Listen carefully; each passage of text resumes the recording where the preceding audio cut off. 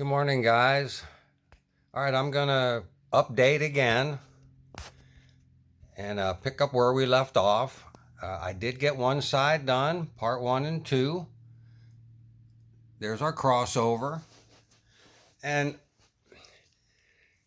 for those of you trying this the first time, if you do it like they tell you to reeve this with all the way and then put your stuff on here. Put whatever's left on here and roll it up. And then cut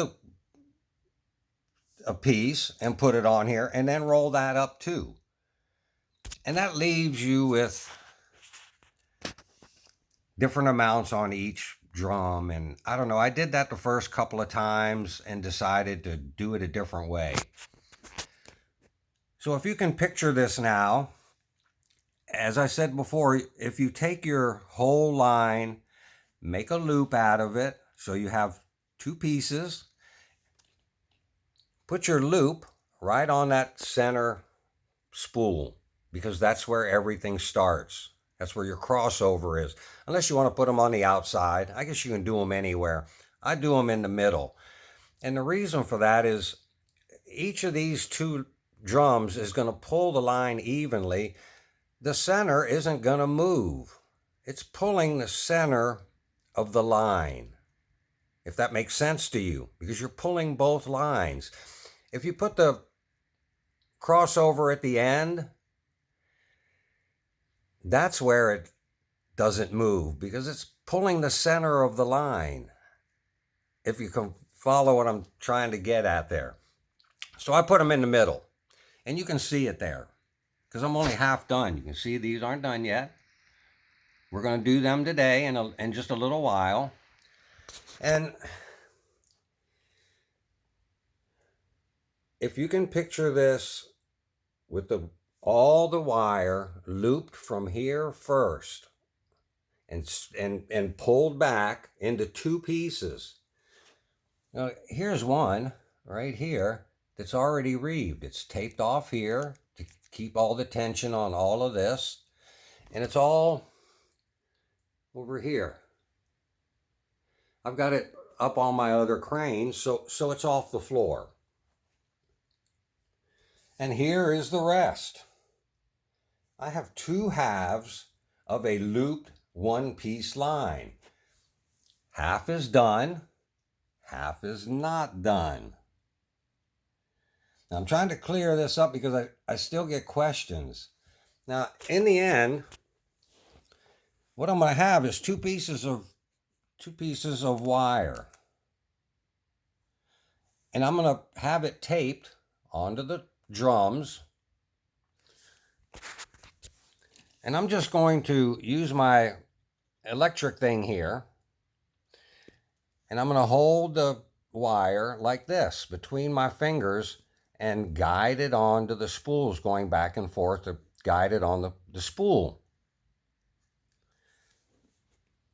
And it'll be coming from here. Each piece of line will come in on the edge here, around here, because I'm going to pull it back from here and out so that it's underneath of the A-arm.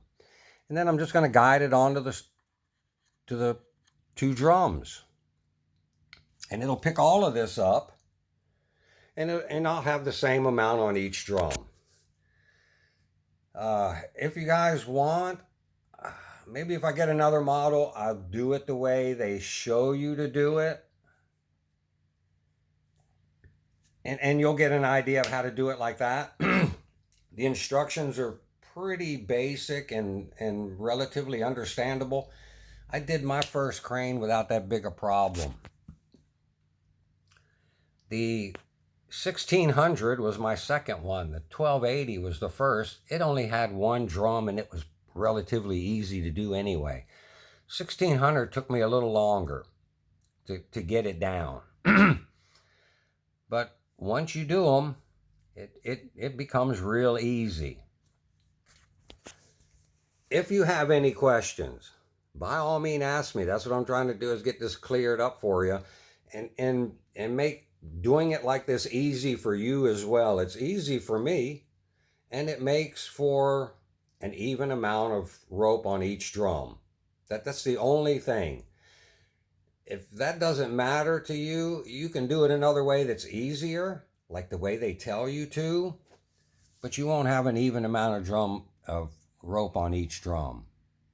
One drum's going to have some on it because they tell you to spool some on it, and that keeps your tension to finish to get the other one on. So it's either or. It depends on how you want to do them and maybe how easy it is. Maybe the easier way is easier for you. This to me is relatively easy because you're only doing one side at a time, and all you got to do is keep it tensioned like that right there. That's why that's taped off. It'll keep it tight. And as you can see, it's pulling it right down, sliding just perfectly. There's a little swarf on there. All right, guys. I hope I'm clearing this up and making it a little easy for you. I like to do them this way. They may take a little bit longer, but it's relatively easy because you're only doing one side at a time, and it allows you to go and take a break. And I think we all need that. All right, y'all. I'm going to leave it there.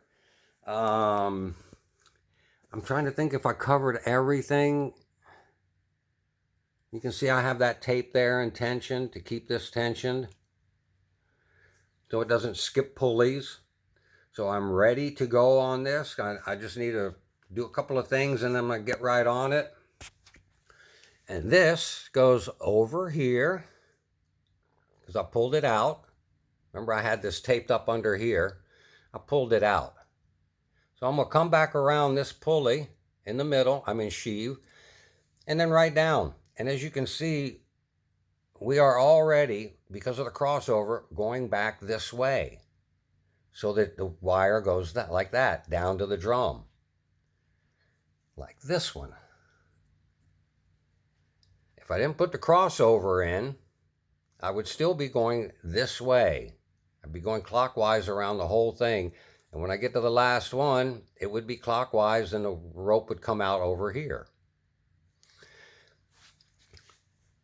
And hence the crossover. The only little tough part of doing these.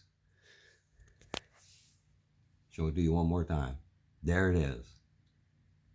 That brings it to the back of the sheave. Makes it easy for you. All right, y'all. I hope that helps. If it doesn't, hit me up in the comments. I'll straighten you back out. I just wanted to update where we are one more time before I start part 3. I don't know how long it's take to reeve the other side. Maybe it'll all go real quick and I can do it in one shot. I'll certainly give it a shot. All right, guys. Have a great day. This should be up later today. Have a great day, y'all.